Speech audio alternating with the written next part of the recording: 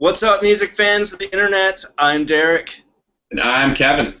and we are last week's album. We're talking about good music. But before we get any further, we're going to start things off like we always do, drinking a beer. Cheers, Kevin, everyone at home. Cheers, Derek, and everyone at home.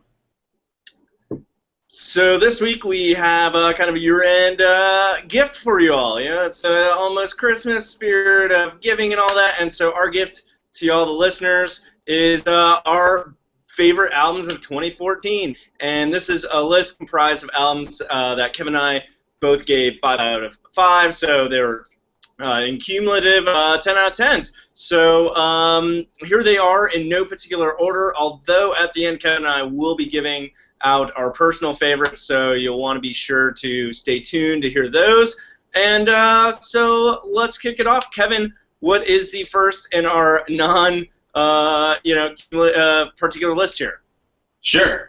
Derek, we're kicking it off with Swimmin' Time by Shovels and Rope, which we reviewed earlier this year. Little quick background for you. It's the third album from South Carolina-based married couple, Michael Trent and Carrie Ann Hurst. And fun fact, it was recorded in their home and produced by Trent. The key tracks I really liked off the album were Bridge on Fire, for its amazing bridge with this awesome call and response. Turns into this slow build Americana rager, if you can imagine that. And also Coping Mechanism for its sort of doo-wop, soul, gospel mashup that sounds like J. Roddy Walston meets those darlings. So, Derek, what were the key tracks you liked off of it? Kevin, I liked Evil for its high-anxiety synth, bass line, haunting piano chords, crunchy guitars, and dark, vivid lyrics that lament at one point being another victim of the mortgage bubble pop. Just awesome song. And then I also liked Ohio, which also one of the darker songs on the album features a sinister synth hook, a drunk horn section. I don't think they're really drunk. They just kind of sound drunk. Old-timey sounding piano. So I thought this sounded like the soundtrack to a casino riverboat to hell. Awesome. Side note, I think Sinister Synthesizer could be a great band name. Like you just... It's good. But overall, they explore tons of genres, from Americana to rock to country to gospel to blues to doo-wop to soul.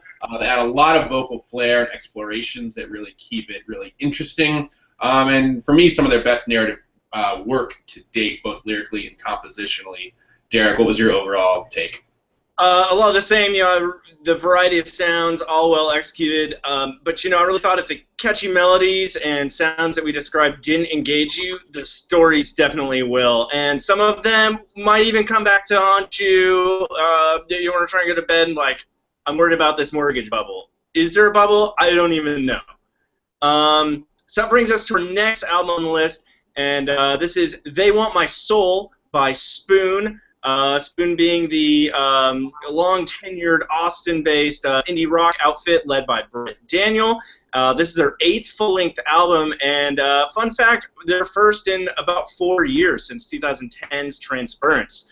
So that's a little background. Key tracks, I went with album opener, Rent I Pay, just for its churning guitars, loud bass snare drums, coolly delivered vocal melody. I think this just makes for a perfect Monday morning soundtrack. You can get out there, tackle the world with this playing in your headphones. And then also like Do You, which just featured this vocal do-do-do type instrumental type melody, using the vocals there. Lively guitar riff, crisp bass snare drum beat.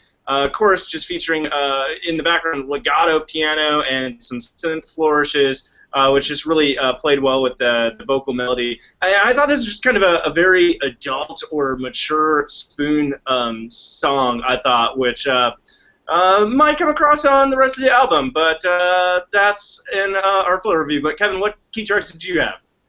Derek, I chose Inside Out and Let Me Be Mine. Inside Out for its groovy hip-hop soul, and in my mind, even back then, was a great contender for Song of the Year.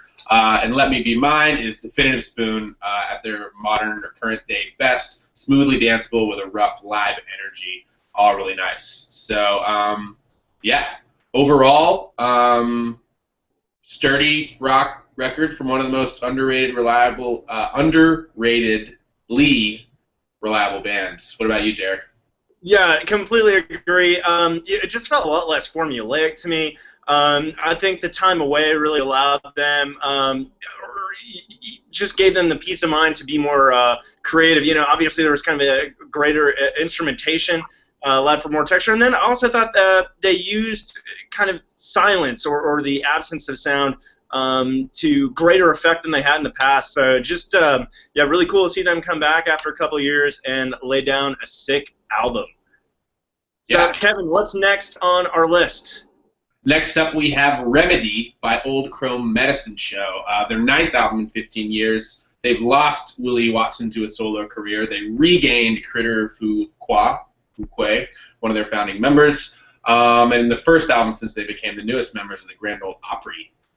Key tracks-wise, I went with Sweet Amarillo. It's a waltz with these surprisingly soaring melodies, and Dearly Departed Friend, which is this soft, simple, really tear-jerking tribute to a soldier.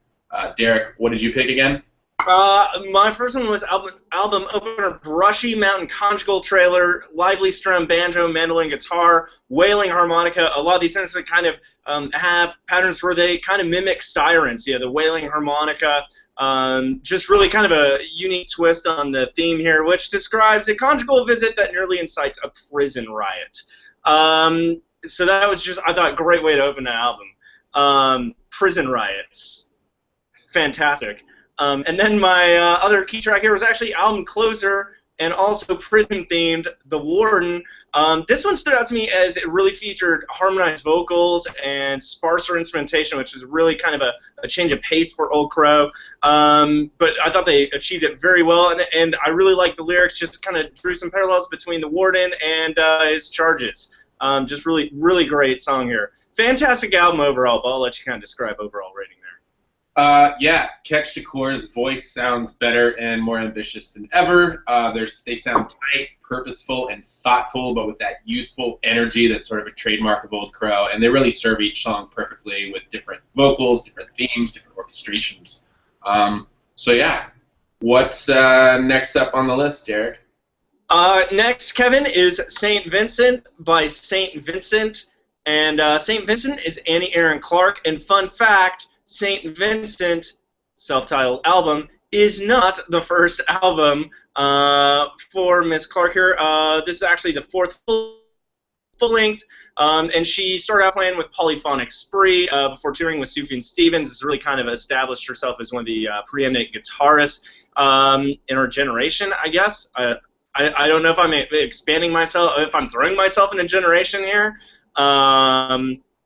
But whatever. So key tracks, I had Digital Witness, which I really dug the contrast between the verse and chorus. The former featuring clean, hypnotic falling synth line, and the latter featuring just thundering guitar chords, bigger drums, strong vocal melody. And to top it off, the lyrics deplore the excessive transparency facilitated by social media. By the way, don't forget to follow us on Twitter, Facebook, Tumblr, YouTube, etc., etc. And my next key track is Regret. By the way, I don't regret that shameless plug. But this one was highlighted by a crunchy guitar riff and crisp drum beat working together in unison. Just the way they interacted just really drew me in. I thought it was fantastic. Yeah. So. I went with Huey Newton, which is written about an Ambien trip and sounds about just like that. And also Digital Witness for sort of new age, herky-jerky funk. You can definitely feel David Byrne's influence here, who she's been collaborating with a lot lately. But yeah, what did you think of it overall, Derek? I just thought lyrically and sonically it was just very powerful. You know, we're just kind of scraping the surface here, but there was a lot of lyrical content here, a lot of interesting, thought-provoking subjects, stuff like that. And, you know, the guitar work was fantastic, and I think, you know, she tried not to, you know, it was ever present, but it wasn't in your face all the time, which, you know, with great guitar players, I think is hard to do. So I thought that was very well done. Yeah, I thought she just nails that theme of disconnection in the modern digital age that she was writing about, but in a very cohesive way. So, yeah, next up we have Water Liars by Water Liars, another self-titled non-debut album. They are a band from Oxford, Mississippi. They're a duo turned trio, and this is their third LP with their unique blend of rock and country. Key tracks, I chose Cannibal for its dark, deep, sort of raw rock sound, great example of their weary, melodic vocals, and Swananoa, which is this soft, sort of somber shuffle of a waltz. For me, the best lyrics on the album. Derek, what were your key tracks? I liked I Want Blood, which featured a determined driving bass and a drum beat, bright guitars, and a slow build that will have you screaming I Want Blood along with each chorus. I also picked out Last Escape, which really kind of a softer sound. It really kind of, it seems like two different songs. It opens with this gently cascading guitar riff, longing vocal melodies, and then enters this sonic freakout towards the end. But at the same time, it comes together very well. And that sound, I thought, in itself is a great escape. Overall, this is a brutally honest, poetic, at least lyrically speaking, of an album. Awesome at both acoustic and electric sounds, and they know how to create just the right sort of feel and vibe for each track. What did you think overall, Derek?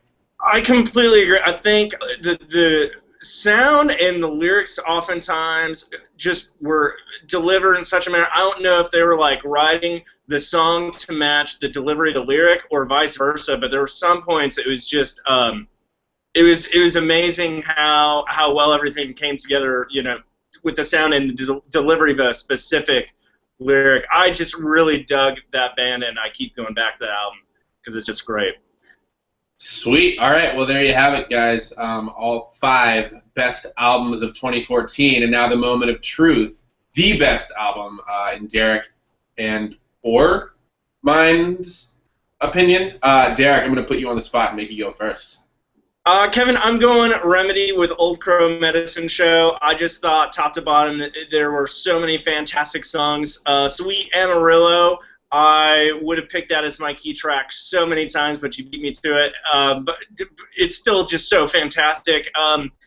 So many great songs on there, and I just like seeing them coming back, you know, maintaining that youthful energy, but you know, at the same time showing growth lyrically. A lot more gripping stories there that just weren't really present on a lot of their earlier stuff. So, Old Crow, you got it in my book. All right, I'm going to go with They Want My Soul by Spoon. So you're picking a 9th album, I'm picking an 8th. Clearly there's a trend here of great bands that are still around after all these years. They Want My Soul by Spoon, just all the classic Spoon elements we've come to know and love with these newer sort of atmospherics sprinkled throughout. I kind of called it when we reviewed it. I said this would be a contender or might be the album of the year, and now here we are. So there you go. Definitely check out They Want My Soul by Spoon and Remedy by Old Crow Medicine Show. Those are the best albums of the year, according to Derek and I. Yeah, so thanks for joining us, and you know, don't forget to tell us what you thought was the best album of the year. Cheers, guys. See you next time.